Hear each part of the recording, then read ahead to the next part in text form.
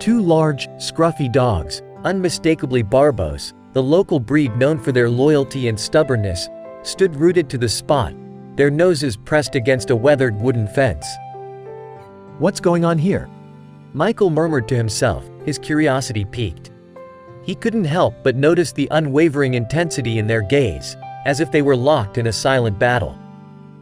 He took a step closer, peering through a gap in the fence. His heart skipped a beat.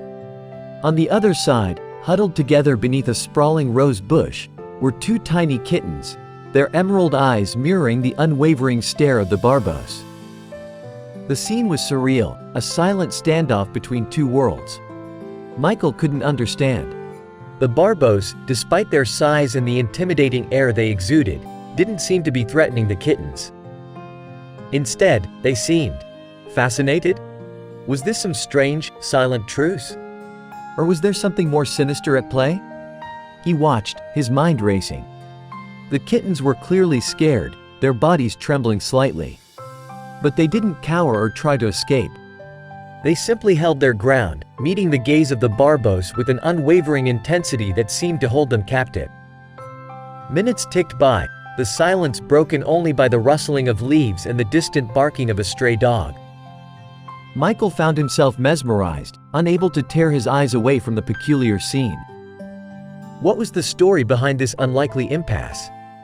Suddenly, one of the Barbos, a brindle with a patch of white on his chest, shifted his weight, his gaze momentarily dropping.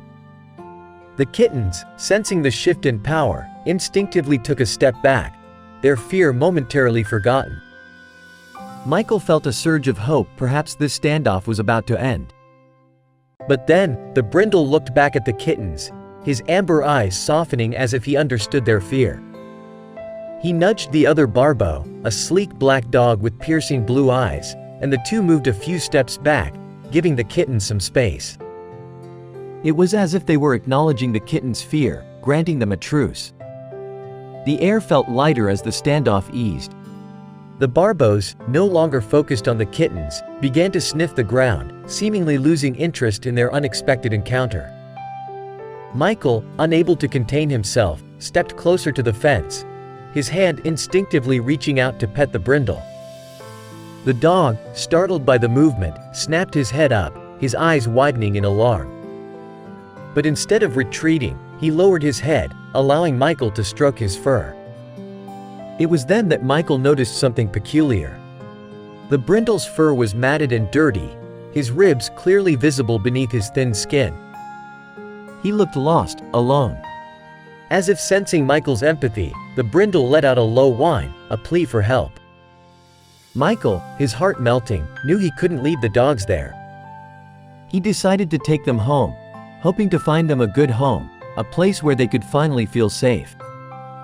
As he walked away, looking back at the kittens still huddled beneath the rose bush, a thought struck him.